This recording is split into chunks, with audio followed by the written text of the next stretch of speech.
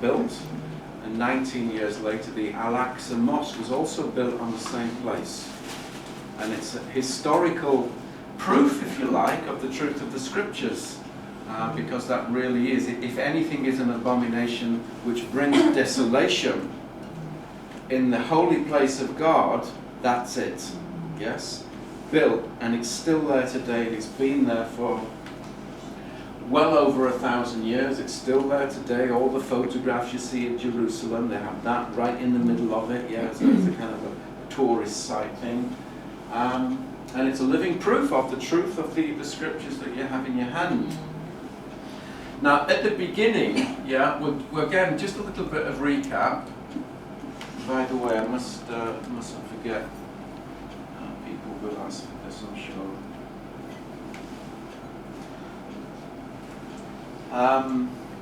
You had the statue in chapter 2, yes? And you had the head of gold. Then you had the top part of silver, and then you had bronze. Yes, that was Greece. And then you had the iron, and then you had the toes, 10 of them. So let's get it right.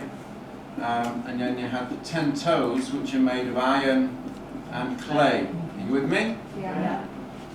And the important bit that we're going to be looking at later, the eschatological bit, the prophetic bit, the bit that speaks about the end of the age, of course, is this bit down at the bottom. It's the feet of 10 toes of iron mixed with clay.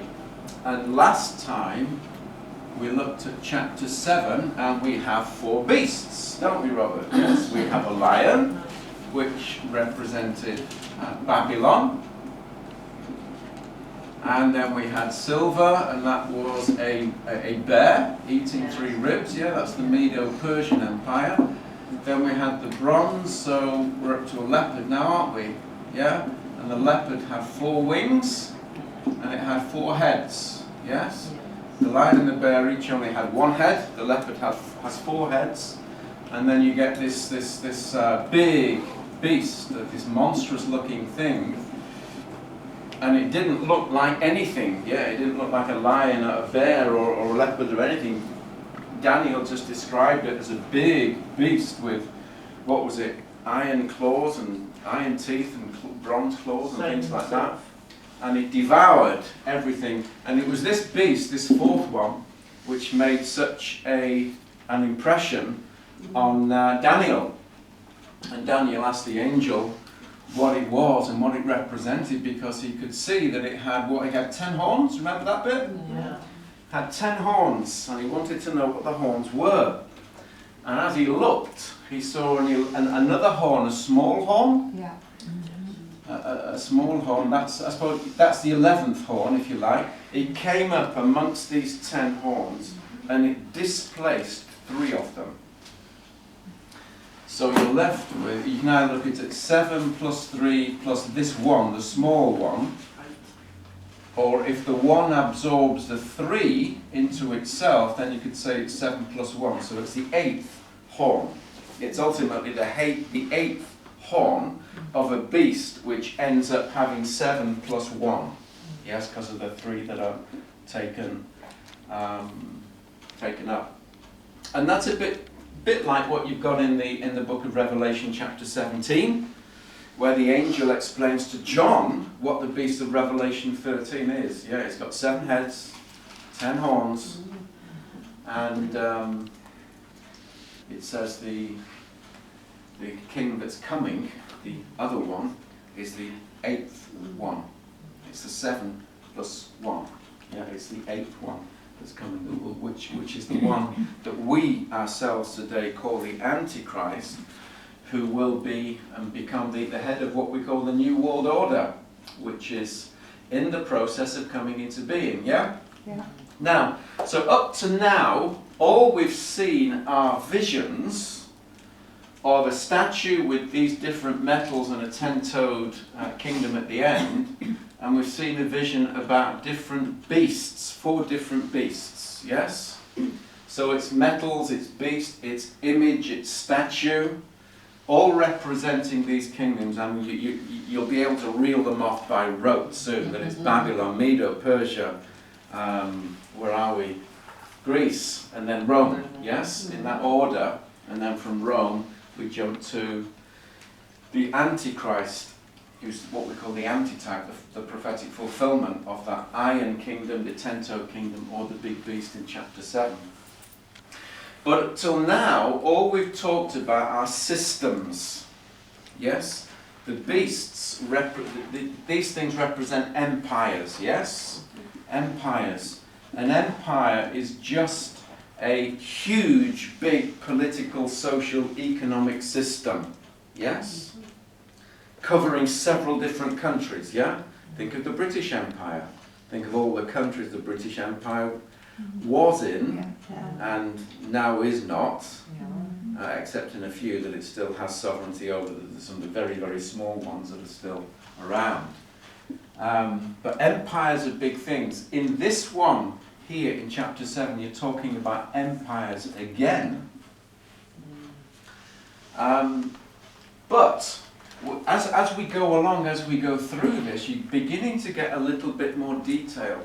And it's the prophetic detail that I want to pick up on.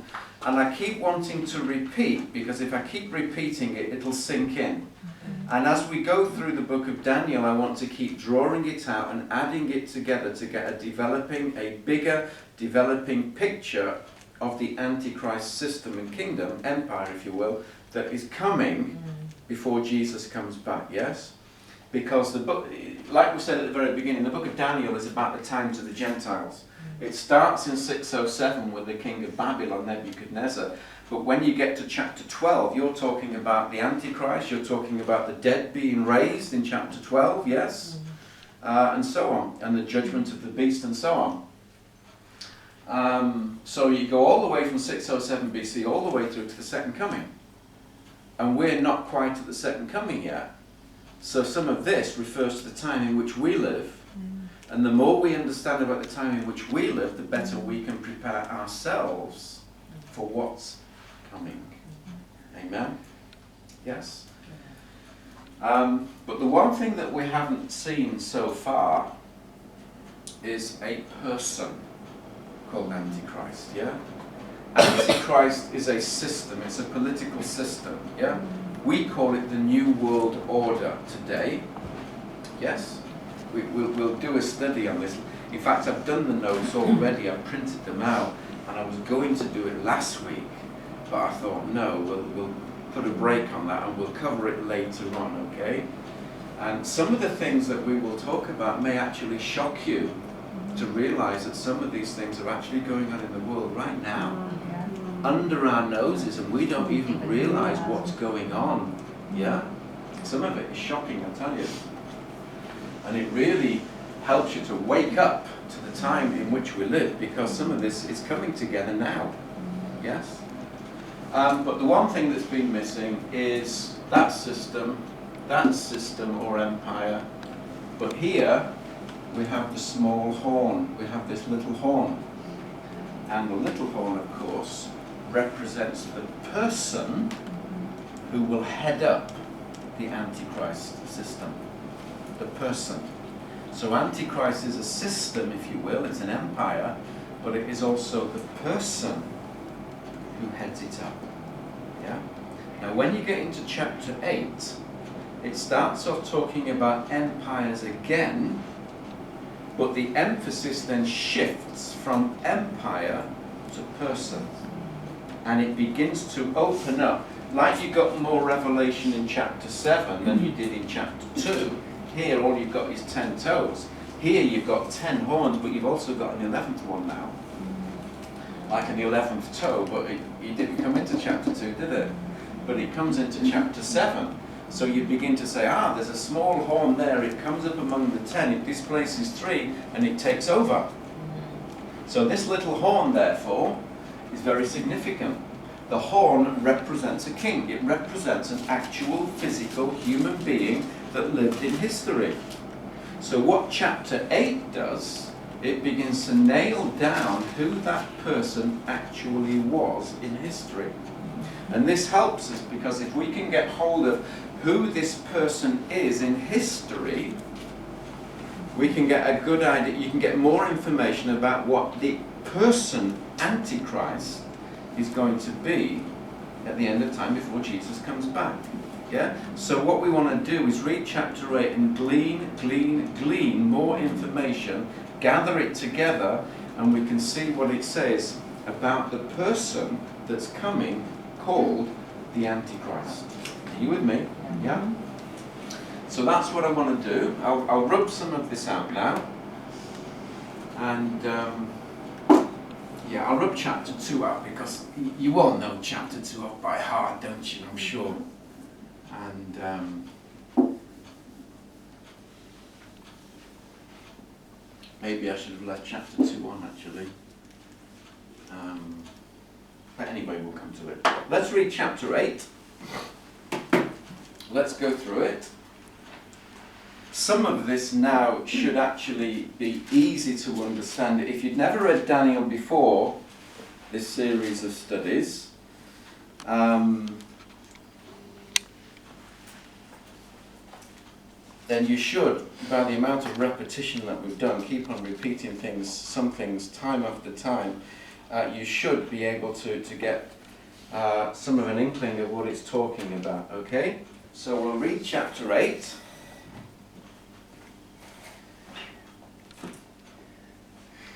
Verse 1. In the 3rd year of King Belshazzar's reign, I, Daniel, had a vision after the one that had already appeared to me. That's chapter 7. In my vision, this new vision, I saw myself in the citadel of Susa in the province of Elam. In the vision, I was beside the Ulai Canal. I looked up, and there before me was a ram with 2 horns, standing beside the canal, and the horns were long. One of the horns was longer than the other, but grew up later. I watched the ram as he charged toward the west and the north and the south. No animal could stand against him, and none could rescue from his power. He did as he pleased, and it became great. So there you've got another beast. In this time it's in the form of a ram with 2 horns, which takes over the part of the world where he raises up. Yeah? That's fairly straightforward now. Verse 5. As I was thinking about this, suddenly a goat with a prominent horn between his eyes came up from the west, crossing the whole earth without touching the ground. So he's moving fast, yeah? That's Bible speak for moving fast. If you don't touch the ground, you're going pew, you're whizzing along, yeah? He came toward the 2-horned ram I had seen standing beside the canal and charged at him in great rage. I saw him attack the ram furiously, striking the ram and shattering his 2 horns. The ram was powerless to stand against him. The goat knocked him to the ground and trampled on him, and none could rescue the ram from his power. The goat became very great, but at the height of his power, his large horn was broken off, and in its place 4 prominent horns grew up toward the 4 winds of heaven. So a goat comes along. The goat's got a prominent horn, like a unicorn I suppose, yeah? And he charges at the ram. He kills the ram, breaks its horns and destroys it. So this is Bible speak for one empire fighting against another and overcoming it. So the ram empire is overcome by the goat empire. Yes? Now the goat has got 1 horn, but when it became very great, at the height of his power, his large horn was broken off. 4 horns grow up in its place. Now that should speak. This number 4 is coming up now, yeah? We had it last time. The leopard had 4 wings and 4 heads. That's Greece. That should give you a clue. This one's also Greece, as it turns out. The prominent horn is Alexander the Great. The 4 horn, he gets cut off at the height of his power. He dies. People think he was murdered at the age of 33. And then his empire, his big Greek empire, is parceled out towards the 4 winds of heaven. Yes. 4 horns. Yeah. So, then out of one of these, this is a significant phrase, yeah? Now we've got a goat. We've got a goat and it is Greece, we'll read it a bit later. The goat has got 4 horns. The goat's got 4 horns, right? Now it says in verse 9, out of one of them came another horn which started small. That should remind you of chapter 7.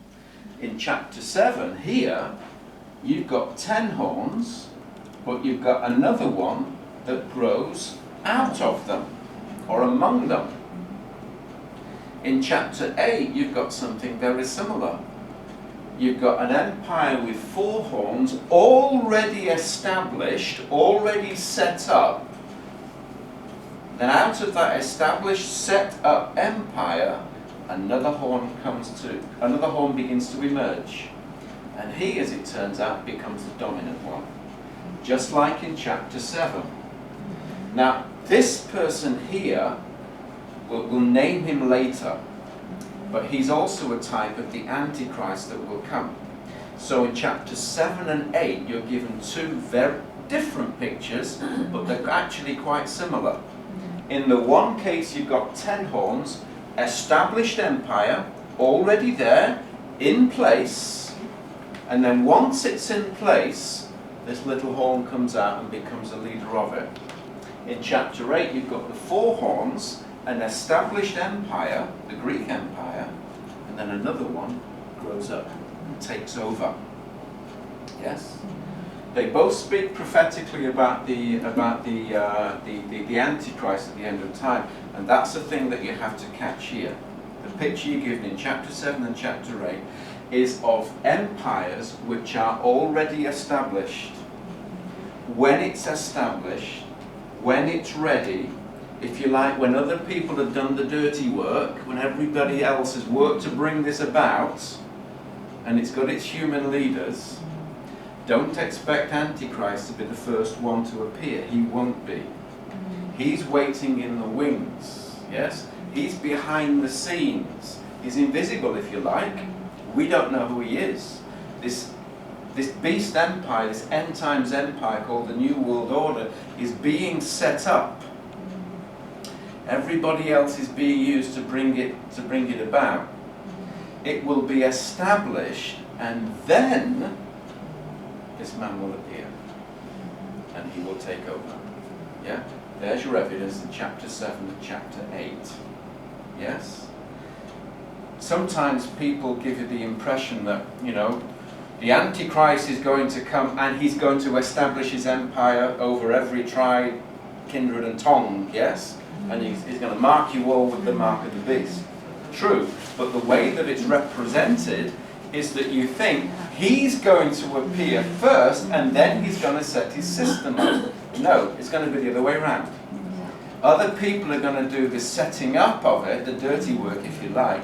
Once it's set up and everything's in place and everything is prepared for him and he knows that the time is right, then he will appear.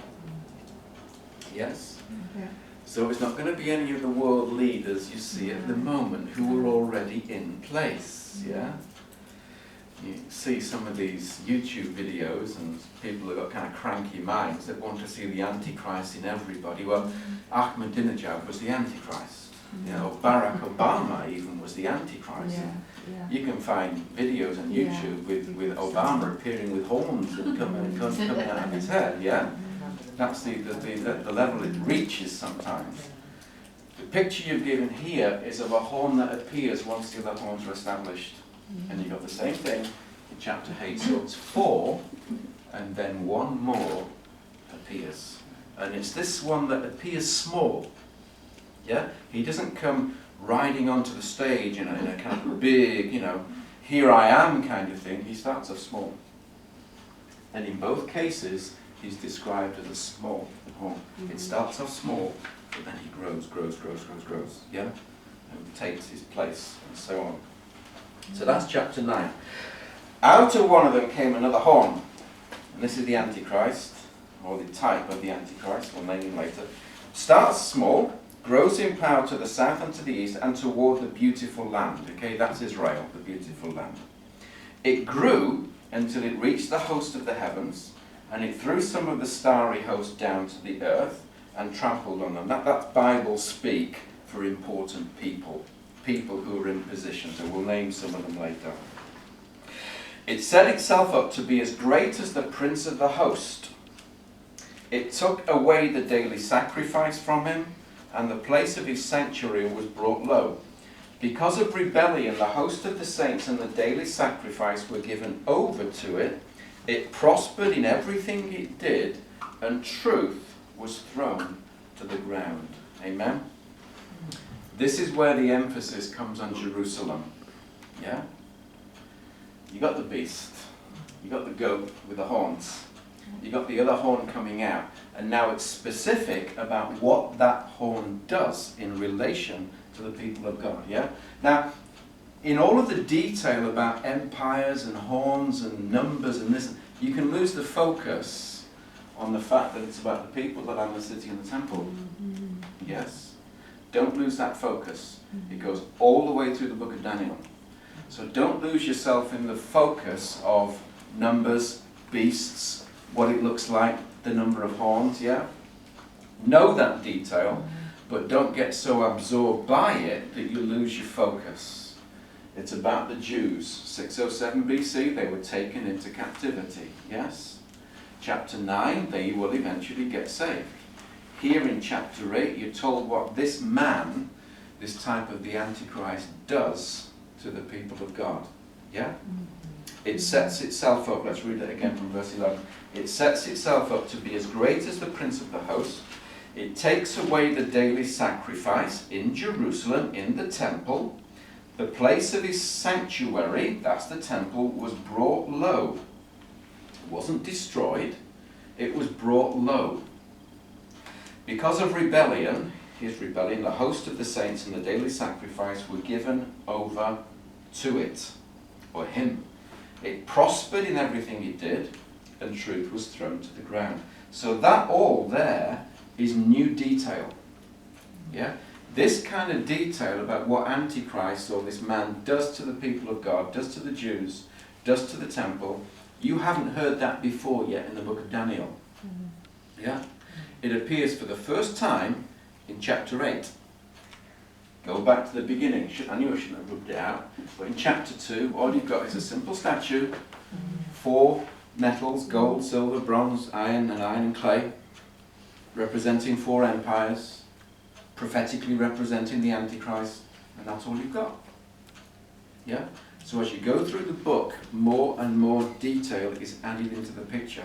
And by the time you get to chapter 12, you can have built up a whole portfolio of information about this man and his system, and what's going to happen when he comes to the scene. Yeah? When this horn grows up, emerges rather, and takes over. Yeah? Now, verse 13 is it? Then I heard a holy one, that's an angel speaking, and another holy one said to him, how long will it take for the vision to be fulfilled? The vision concerning the daily sacrifice, the rebellion that causes desolation, the surrender of the sanctuary and of the host that will be trampled underfoot. He said to me, it will take 2,300 evenings and mornings. Then the sanctuary will be reconsecrated. Okay? So that's the vision. That's the question. It's going to take 2,300 days. And then the temple will be reconsecrated. So next verse, Daniel seeks for interpretation. In fact, you can read it through yourself from verses 15, 16, 17, 18. That's all kind of peripheral detail to the story between the angels of Daniel. And then in verse 19, I'm going to tell you what will happen later in the time of wrath, because the vision concerns the appointed time of the end. The 2-horned ram that you saw represents the kings of Media and Persia. There you are. Yeah. Persia.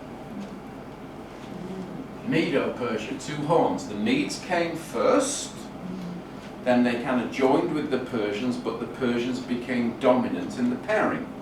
So it's a ram with 2 horns. Yes, Medo-Persian Empire. The shaggy goat is the king of Greece. That's Alexander the Great. And the large horn between his eyes is the first king, Alexander, yeah?